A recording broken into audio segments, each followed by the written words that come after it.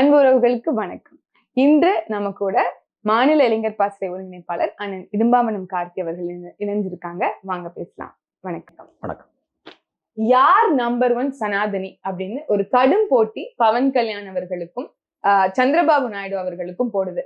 இறுதியா வெற்றி பெறது என்னவோ பிஜேபியா இருந்தாலும் கூட சனாதன தர்மத்தை அழிக்க நினைப்பவர்கள் அழிந்து விடுவார்கள் அப்படின்னு பவன் கல்யாண் அவர்கள் சொல்லியிருக்காங்க. இதை ஆந்திர பிரதேசனுடைய டெப்யூட்டி சிஎம் எந்த டெப்யூட்டி சிஎம் பார்த்து சொல்லியிருக்காரு அப்படிங்கிறத பெயர் சொல்லலனாலும் நம்ம எல்லாருக்கும் தெரியும் யாரை நோக்கி இந்த கேள்வி பாயுது அப்படின்னு சொல்லிட்டு. அப்போ இதுக்கெல்லாம் காரணம் இவர் முந்தைய காலத்துல சனாதனத்தை ஒழிப்போம் அப்படின்னு தீவிரமா முன்வைத்த பரப்புரை தான் அப்படிங்கிறது தான் ஊடகத்துல பேசிக்கிற விஷயங்களா இருக்கு. அப்ப இதை பத்தி நம்ம என்ன சொல்லலாம்? இல்ல, அடிப்படையில உதயநிதி ஸ்டாலின் சனாதன ஒழிப்பு மாநாட்டில் கலந்துக்கிட்டு பேசுகிறப்ப அங்கே என்ன பேசுறாரு அப்படின்னா, சனாதனத்தை ஒழிக்கணும். எப்படி டெங்கு ஒழிக்கிறோமோ, எப்படி மலேரியா ஒழிக்கிறோமோ, டெங்கு மலேரியானா கொசுவை ஒழிச்சா அது ஒழிஞ்சிடும். ஆனால் சனாதனத்தை அப்படியே ஒழிக்க முடியும்?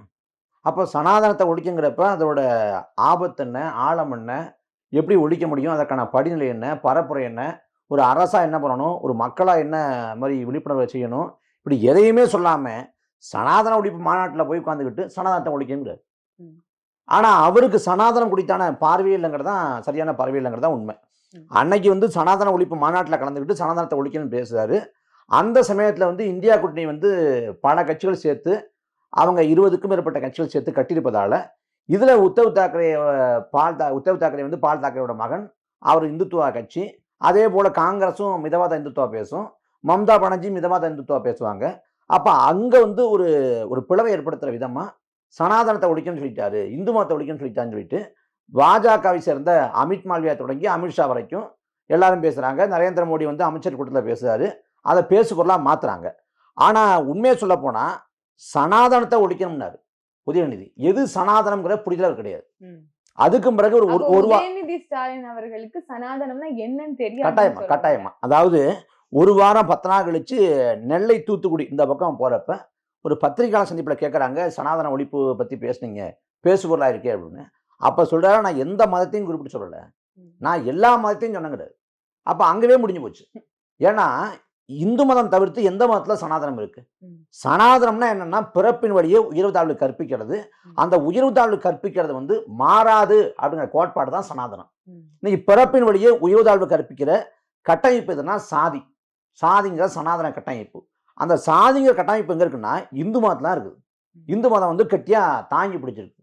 அதனால அம்பேத்கர் நான் இந்துவா பிறந்துட்டேன், ஒருபோதும் இந்துவா இறக்க மாட்டேன் அப்படின்னாரு. இப்போ இஸ்லாத்துங்கிற சமயம் இருக்குது, கிறித்துவங்கிற சமயம் இருக்குது.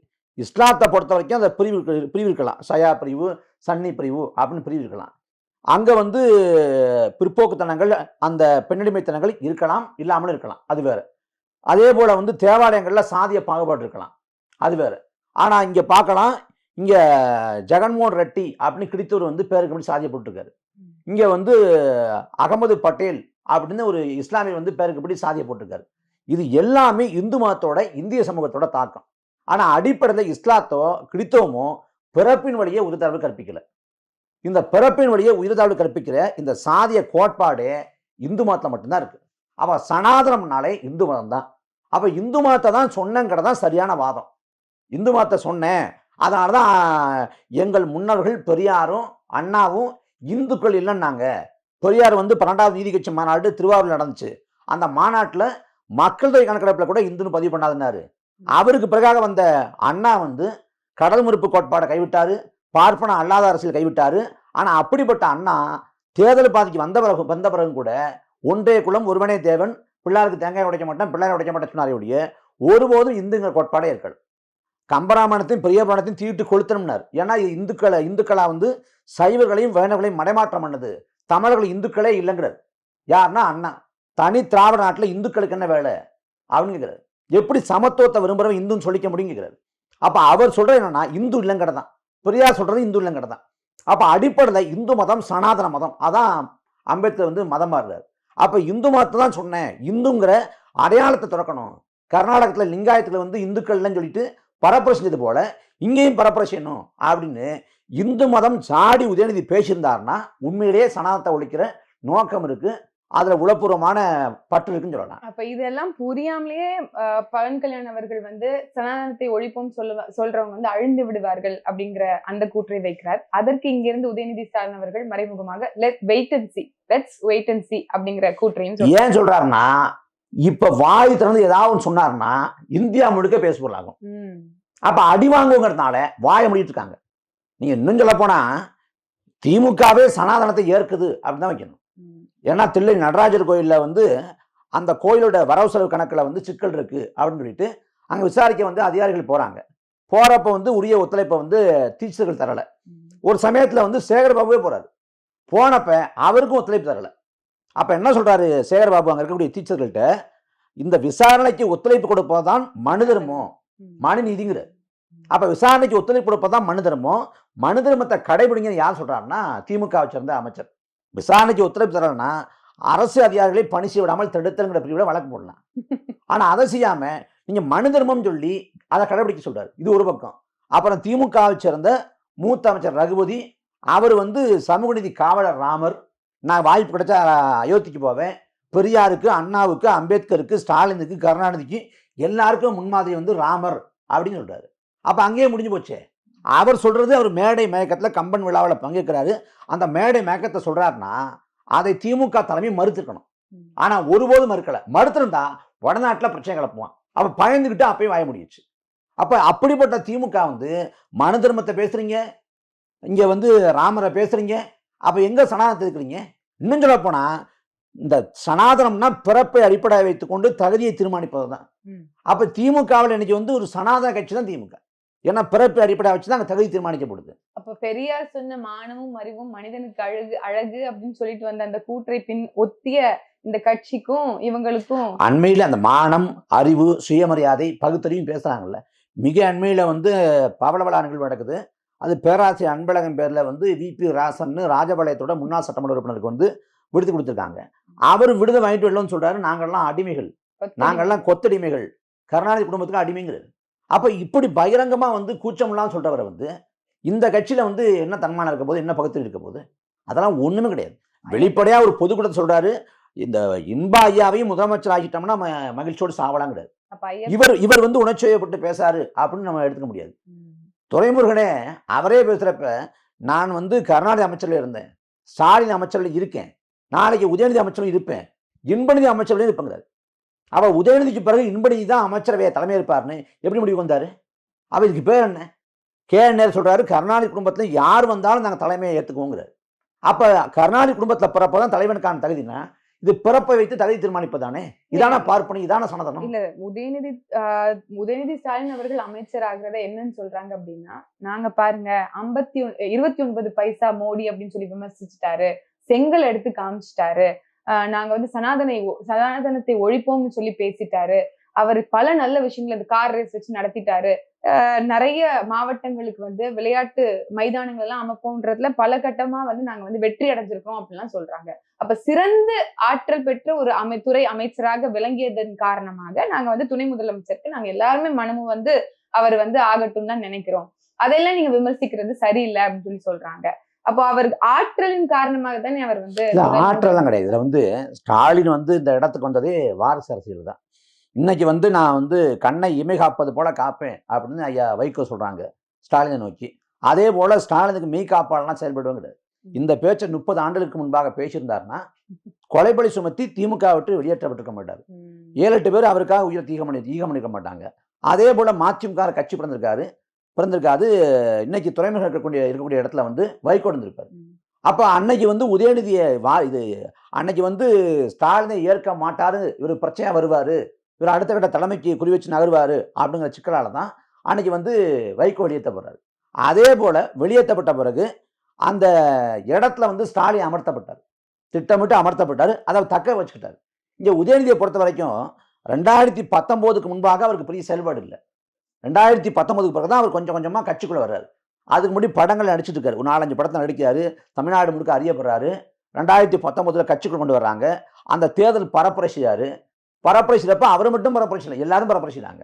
பரப்புரையில வந்து உதயநிதி ஈடுபட்டதால தான் 2019 திமுக வெற்றி பெற்றுச்சு அப்படின்னு ஒரு கருத்துருவாக்கம் செய்றாங்க. தமிழ்நாடு முழுக்க மாவட்ட தலைமையெல்லாம் இங்கே அன்னார் வேளத்துக்கு வந்து திருமணம் ஏற்றி அனுப்பி வைக்கிறாங்க. என்ன திருமணம்னா, உதயநிதிக்கு பொறுப்பு கொடுங்க கட்சியில் அப்படின்னு. வாய் மொழியே சொல்றதே தலைமை தான். தலைமை சொல்லி அங்கேயே திருமணம் ஏற்றி, அப்போ உதயநிதிக்கு பொறுப்பு வேணும்னு சொல்லி, அப்போ ஒரு பொறுப்பு கொடுக்கப்படுது. மாநில இளைஞரணி பொறுப்பு கொடுக்கப்படுது. கொடுக்கப்பட்ட பிறகு 2021 சட்டமன்ற வேட்பாளர் வாய்ப்பு கொடுத்து சட்டமன்ற உறுப்பினர் ஆக்கின பிறகு 2021 வெற்றி பெற்ற உடனே அவர் அமைச்சராக்கல. ஓராண்டு காலம் வந்து வச்சிருந்தாங்க.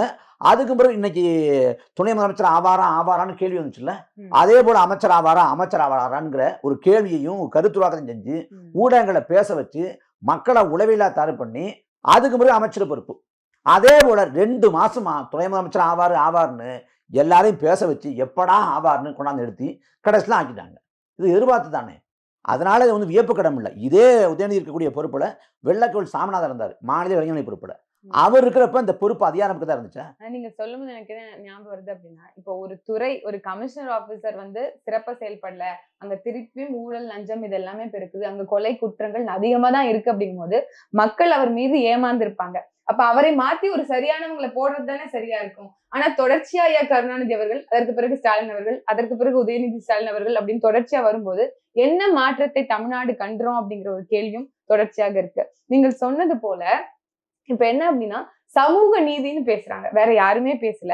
திமுக வந்து தொடர்ச்சியாக இதை மையப்படுத்தி அவர்களுடைய கட்சியை நடத்திட்டு வராங்க. சமூக நீதினு சொல்லி எல்லாருக்கும் சமமான வாய்ப்புன்னு சொல்லி இஸ்லாமியர்கள் 7 விழுக்காடு இருக்கிறார்கள். ஆனால் அங்க இஸ்லாமியர்களுக்குன்னு பிரதிநிதித்துவம் படுத்தப்படக்கூடிய ஒரு அமைச்சராக வெறும் ஒருவர் தான் அமைக்கிறாங்க. இப்போ ஆவடி நாசர் அவர்களை வந்து சிறுபான்மை பிரிவுக்காக அமைச்சராக்கியிருக்காங்க. ஆனா சொந்த குடும்பத்துல பார்த்தோம் அப்படின்னா 2க்கும் மேற்பட்ட அமைச்சர்கள் இருக்காங்க. இதெல்லாம் நம்ம மக்கள் எப்படி புரிஞ்சுக்கணும்னு நினைக்கிறீங்க? சமூக நீதி அப்படின்னு பேசுறாங்க. சமூக நீதிக்கு முற்றிலும் புறம்பான ஒண்ணு வாரிசு அரசியல். அது மன்னராட்சி முறையோட நீச்சி, பண்ணையாத்தனத்தோட எச்சு சொச்சம், மக்களாட்சியில அது ஒரு சாபக்கேடு. மன்னராட்சியில வந்து தாத்தா ஆழ்வாரு, அப்பா ஆழ்வாரு, பேரன் ஆழ்வாரு, கொள்ளுபேர் ஆழ்வாரு, தகுதி இருக்கோ திறமை இருக்கோ இல்லையோ தலைமுறையா வாழையாக ஒரே குடும்பம் ஆதிக்கம் செய்யும். அதே போல ஒட்டுமொத்த சொத்துக்களும் ஒரே குடும்பத்துல குவிஞ்சு கிடக்கும். இது மன்னராட்சி. மக்களாட்சினா எல்லோரும் நாட்டின் மன்னர்கள்ங்கிறது தான் மக்களாட்சி. ஒரு சாமானிய அதிகாரத்துக்கு போக முடியும் நல்லதான் மக்களாட்சி. அதே போல வரிகள் மூலமாக இங்க சொத்துக்கள் பகிர்ந்தளிக்கப்படும் அப்படிங்கிறதா மக்களாட்சி. ஆனா மக்களாட்சியிலையும் மன்னராட்சி போல ஒரே குடும்பம் ஆதிக்கம் செய்யும், ஆளுகை செய்யும்னா இது எப்படி ஏற்க முடியும்? இது முழுக்க சமூக நீதிக்கு புறம்பான ஒரு செயல். ஆனா இது நியாயப்படுத்துறது வந்து 1957 திமுகவில் தலைமை பிரச்சனை இல்லை. ஆனா அதிமுகவில் வந்து ஜெயலலிதா இறந்து போன பிறகு பிரச்சனை வந்துச்சு, எம்ஜிஆர் இறந்து போன பிறகு பிரச்சனை வந்துச்சு. அப்ப வாரிசுன்னு சொல்லிட்டோம்னா இயக்கம் பிளவுபடாது, ஒரு தலைமை ஏற்றுக்குங்கிறாங்க. நான் என்ன கேட்கிறேன், திமுகவில் வந்து ஸ்டாலினுக்கு பிறகு ஒரு வாரிசும் கூட அறிவிச்சுட்டு போங்க. அந்த வாரிசாக ஸ்டாலின் மகன் இருக்கணும், கருணாநிதி குடும்பத்தை சேர்ந்த யார் இருக்கணும், வேற யாருக்குமே தகுதி இல்லையா? அப்ப ஏன் அது வைக்கிறாங்க அப்படின்னா, இந்த கட்சிங்கிறது குடும்பத்துக்கானதாக மாறி போச்சு. இப்ப திமுகவில் அழகிரி கட்சியில் இருக்கிறப்ப தென்மண்டல அமைப்பு செயலாளருங்கிற ஒரு பொறுப்பு கொடுத்தாங்க. தென்மண்டலத்துக்கு அவர் அமைப்பு செயலாளர், வடமண்டலத்துக்கு, கிழக்கு மண்டலத்துக்கு, மேற்கு மண்டலத்துக்கு யார் பொறுப்பில் இருந்தா? யாருமே கிடையாது. ஒருவேளை அழகிரி கட்சி விட்டு நீக்கப்பட்ட பிறகு அந்த தென்மண்டல அமைப்பு செயலாளர் பொறுப்புக்கு யார் அமர்த்தப்பட்டானா யார் அமர்த்தப்படல. ஏன்னா அந்த பொறுப்பே அழகிரிக்காக உருவாக்கப்பட்ட ஒண்ணு. அதை கருணாநிதியே பதிவு பண்றாரு. இதே போல இந்த விதிவிலக்கு, இந்த முதன்மைத்துவம் கட்சியில யாருக்கு வழங்கப்படும்?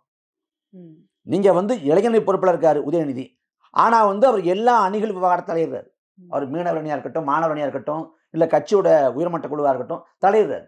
அவர் வந்து இன்னைக்குதான் துணை முதலமைச்சர், இதுக்கு முன்னாடி வந்து விளையாட்டுத்துறை அமைச்சர். ஆனா அவர் தொழில்துறை தலையிடலாம், அவர் வந்து வனத்துறையில தலையிடலாம், அவர் வந்து எல்லா தொழிலும் தலையிடலாம். அப்ப இந்த அதிகப்படியான அதிகாரமும் எல்லையற்ற அதிகாரமும் ஏன் வழங்கப்படுது? ஏன்னா அவர் வந்து கருணாநிதியோட பேரன், ஸ்டாலினோட மகன். இப்ப இது வந்து முழுக்க சரிசமமான வாய்ப்பு இல்லையே. அண்ணா சொல்றாங்க, சமத்துவம் என்பது சரிசமம் நடத்துவதல்ல, சரிசமமான வாய்ப்புகளை வழங்குகிறது. இப்ப சரிசமமான வாய்ப்பு வழங்கப்படுதா? வெள்ளக்கோள் சாமிநாதனுக்கு வழங்கப்படாத வாய்ப்பு உதயநிதிக்கு வழங்கப்படுது. வெள்ளக்கோள் சாமிநாதனுக்கு பிறந்தநாள் பொதுக்கூட்டம் எங்கேயாவது நடந்திருக்கா? ஆனா உதயநிதிக்கு மட்டும் ஏன் பிறந்தநாள் பொதுக்கூட்டம்? நீங்க கட்சியோட பணியில பார்த்தா 2வது யாருன்னு பார்த்தா துரைமுருகனை தான் கொண்டாடணும். அவர் பிறந்தநாள் பொதுக்கூட்டம் நடத்தப்படுதா? அப்படிலாம் கிடையாது. அப்ப கட்சிங்கிறது வந்து ஒரு கம்பெனியா மாறி ஒரு குடும்ப சொத்தாக மாறி போச்சு. இல்ல, அந்த வாதங்கள் எல்லாம் உடைக்கிற வகையில தான் வந்து கோவி செழியன் அவர்களுக்கு வந்து இப்ப வந்து கல்வித்துறை ஒரு முக்கியமான போர்ட்போலியோ எடுத்து கொடுத்திருக்கிறோம் அப்படிங்கறதையும் பேசிக்கிறாங்க. அப்ப அது வந்து சமூக நீதிக்கு ஒரு அடையாள அரசியல் தான். நீங்க அதிமுக ஆட்சி காலத்திலேயே வந்து ஆதி தமிழர்கள் 3 பேருக்கு வாய்ப்பு கொடுத்தாங்க. அப்ப சபாநாயகரோட சேர்த்து 4 பேர் அப்படிங்கிறாங்க. இப்போ அதிமுக ஆட்சி வந்து ஒடுக்கப்பட்ட மக்களுக்கான ஆட்சி என்ன கேட்டால் பதில் கிடையாது. திமுக ஆட்சியில் வந்து இதெல்லாம் ஒரு அடையாள அரசியல். கடமைக்கு செஞ்சுட்டு தாங்கள் செய்யக்கூடிய தவறுகளை வந்து குற்றமுறைகளை வந்து மறைக்கிற வேலை. இன்னைக்கு தமிழ்நாடு முழுக்க பார்க்குறோம் ஒடுக்கப்பட்ட மக்கள் மீதான தாக்குதல் அதிகரித்து கொண்டிருக்கு. திராவிட மாடல் சமூக நீதி பேசுகிறாங்க. இன்னைக்கு 21ஆம் நூற்றாண்டில் பொது தெரு வழியாக வந்து ஆதி தமிழரோட பிணத்தை எடுத்து போக முடியல. அதே போல் வந்து ஊராட்சி மன்ற தலைவராகி கொடியேற்ற முடியல, அமர முடியல. இவ்வளவு சிக்கல் இருக்குது. கோயிலுக்குள்ளே போக முடியல. 100 ஆண்டுக்கு முன்னாடி வைக்கத்தில் வந்து பெரியார் கோயில் வழி போராட்டம் நடத்தினாரு.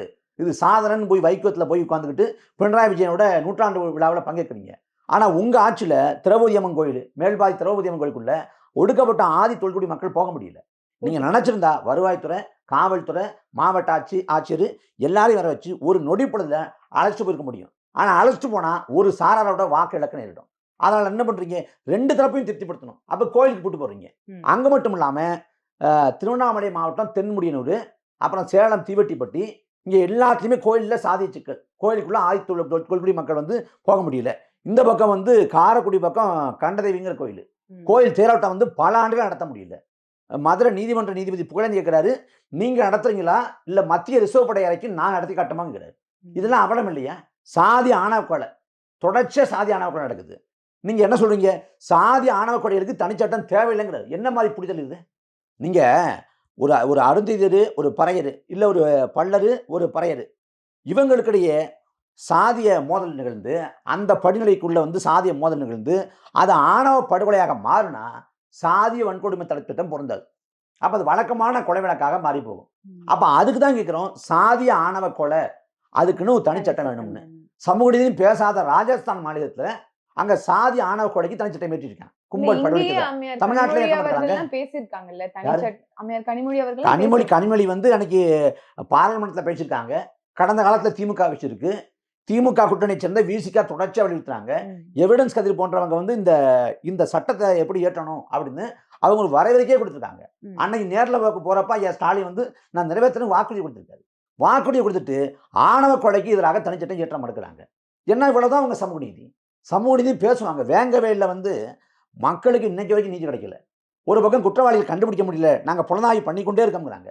சரி, ஒரு பக்கம் பண்ணுங்க. பாதிக்கப்பட்ட மக்கள்கிட்ட வந்து குறைந்தபட்சமான ஒரு ஆறுதல், அவங்கள வந்து நீங்க திருப்திப்படுத்தணும். அவங்க 2024 பார்லிமெண்ட் தேர்தலில் வந்து வாக்கு செலுத்தல. ஒட்டுமொத்த கிராமமே வந்து அந்த பகுதி மக்களை வந்து வாக்கு செலுத்தாம புறக்கணித்தாங்க. இன்னைக்கு வரைக்கும் வந்து ஒரு சாதியத்தின் அடையாளமா 2 சாதிக்கிடையே ஒரு சுவர் இருந்தால் அது தீண்டாமை சுவருங்கிறாங்க. அதே போல சாதியத்தோட குரூரத்தின் அடையாளமா வந்து அங்க பொது தொட்டி இல்லாம தனி தொட்டியா இருக்குது அந்த குடிநீர் தொட்டி.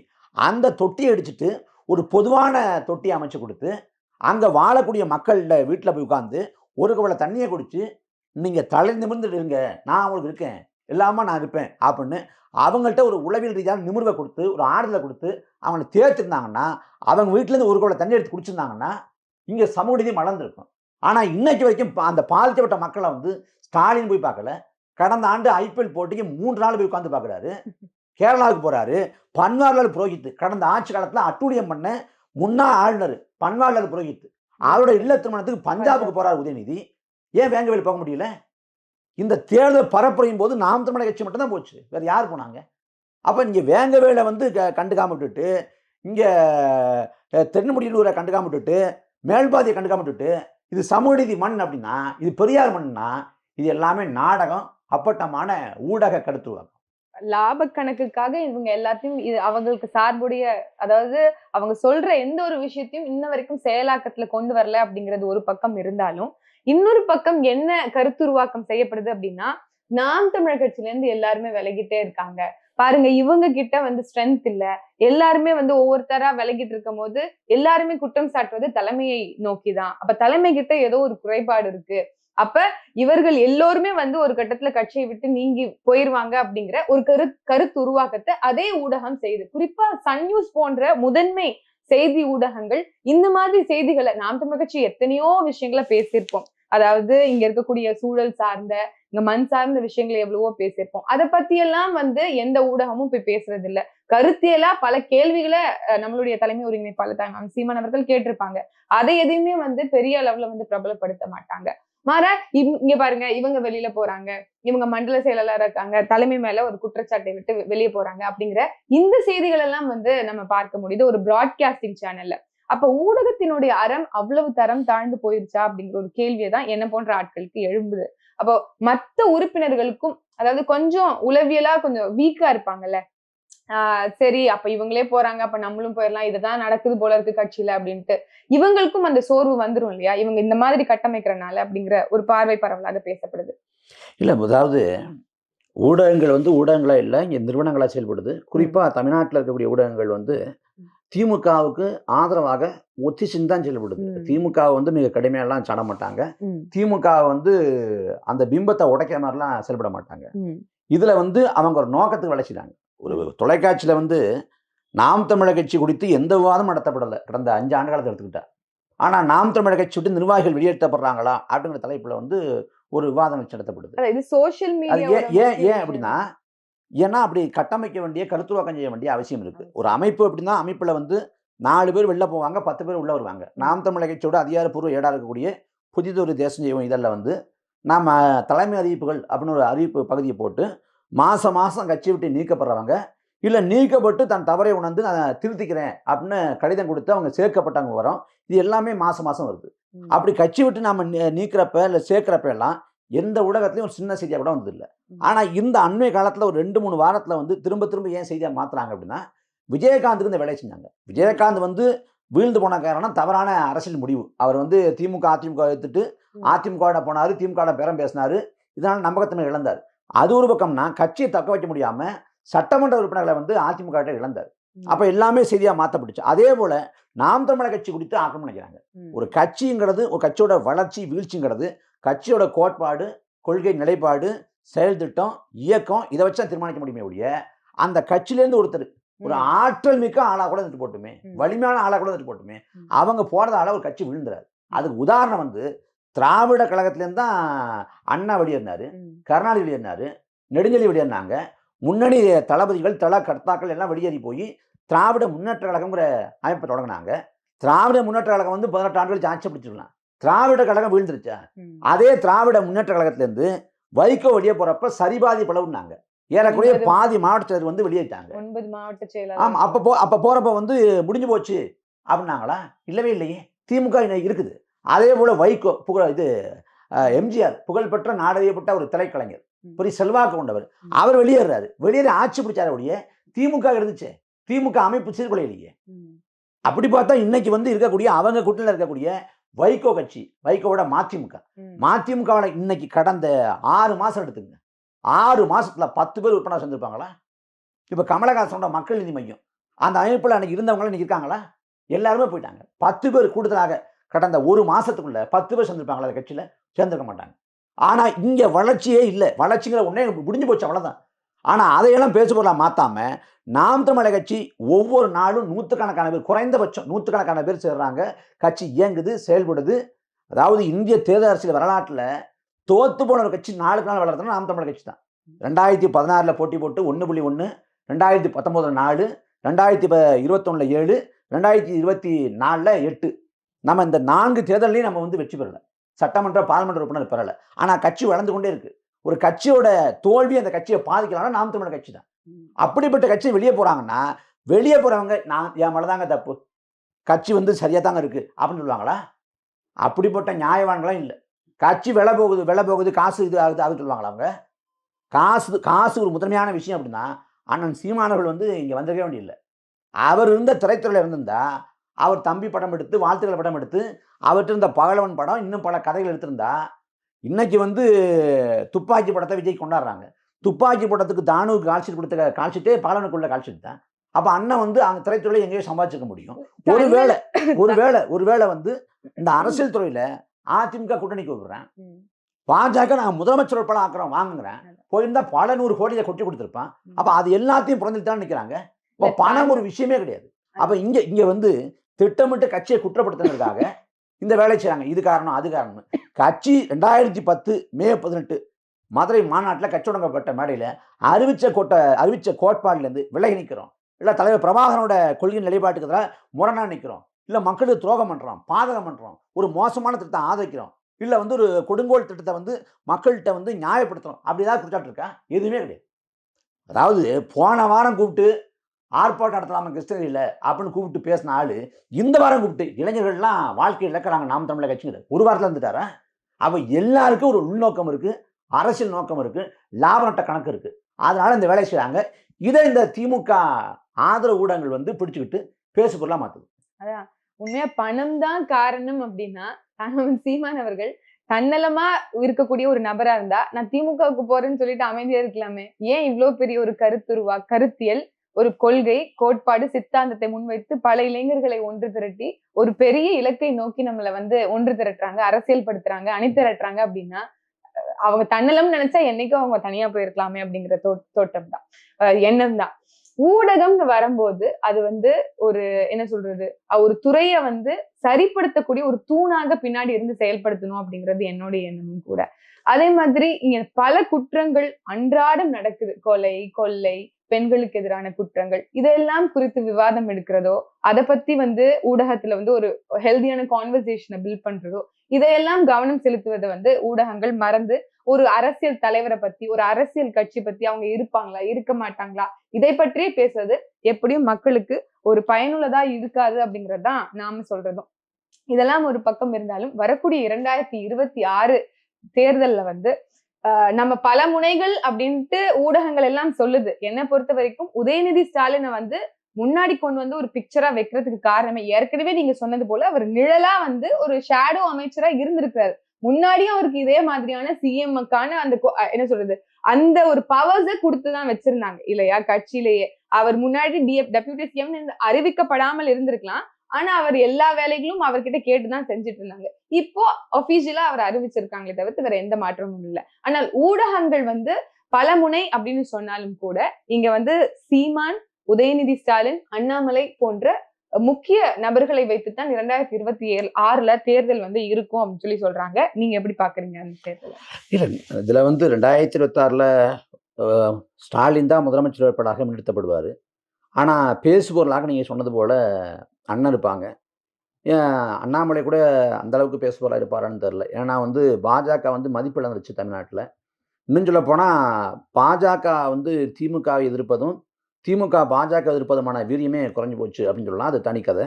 அதே போல விஜய் கட்சி தொடங்கி வர்றதால ஒரு புதுமுகம், புதிய ஒரு ஆற்றல் முதல் தேர்தலுங்கிறதுனால கூடுதலான அவருக்கு ஒரு மதிப்பு இருக்கும். அதனால இந்த முகங்களை முன்னிட்டு தான் இருக்கும். இதுல முதன்மையாக சொல்ல வேண்டிய விஷயம் என்னன்னா, இதுல வந்து அன்ன காலத்தில் திமுகவுக்கும் பாஜகவுக்குமான அந்த உறவை வந்து நம்ம கண்கூடா பார்க்கலாம். அரவிந்த் கெஜ்ரிவால் வந்து டெல்லியோட முதலமைச்சர், அவர் கைது செய்யப்படுறாரு. அதே போல கேமன் சோரன் நினைக்கிறேன் அங்க ஜார்க்கண்டோட முதலமைச்சர், அவர் கைது செய்யப்படுறாரு. இந்த பக்கம் தெலுங்கானாவில் வந்து சந்திரசேகர ராவ் முன்னாள் முதலமைச்சர், அவரோட மகள் வந்து கைது செய்யப்படுறாங்க. அதே போல இந்த பக்கம் சித்தராமையா மேல வழக்கு. அப்புறம் மகாராஷ்டிராவில் வந்து உத்தவ் தாக்கரே அவர் வந்து சிவசேனாவிலிருந்து கழட்டி விடப்பட்டு கட்சியே உடைக்கப்படுது. இப்படி எல்லா கட்சிகளும் எல்லா எதிர்கட்சியோட முதலமைச்சர்களை வந்து குறிவைக்கப்படுறாங்க. அந்த கட்சி வந்து சின்னாபின்னமாக்கப்படுது.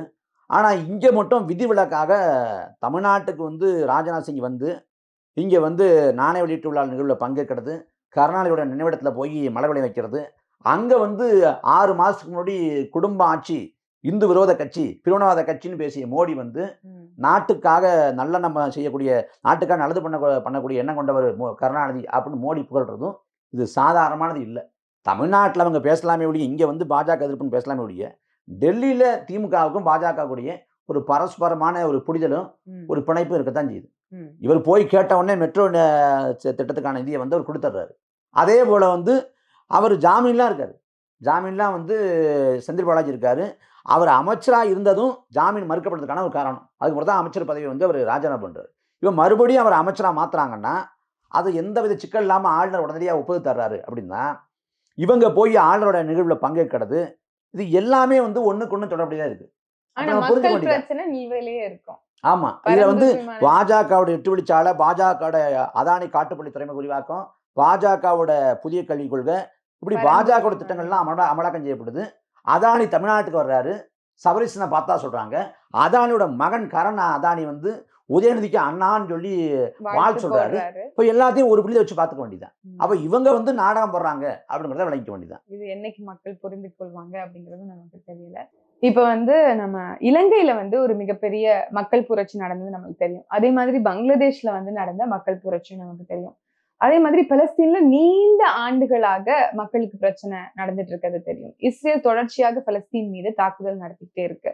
இப்போ ஈரான் வந்து அதை எதிர்த்து போர் தொடுக்கிறது அப்படிங்கறத நம்மளால பார்க்க முடியுது. ஆனால் பக்கத்துல இருக்கக்கூடிய உலக நாடுகள் இவ்வளவு நாள் சப்போர்ட் பண்ணாம இருந்தாலும் இன்னைக்கு ஈரான் வந்து சப்போர்ட் பண்ணுது அப்படிங்கும் போது அது வரவேற்கத்தக்கது. ஆனால் இந்தியா என்ன மாதிரியான ஒரு மெசேஜ ஈரானுக்கோ இஸ்ரேலுக்கோ கொடுக்கணும் அப்படிங்கறத நம்ம இங்க இருந்து சொல்லலாம்.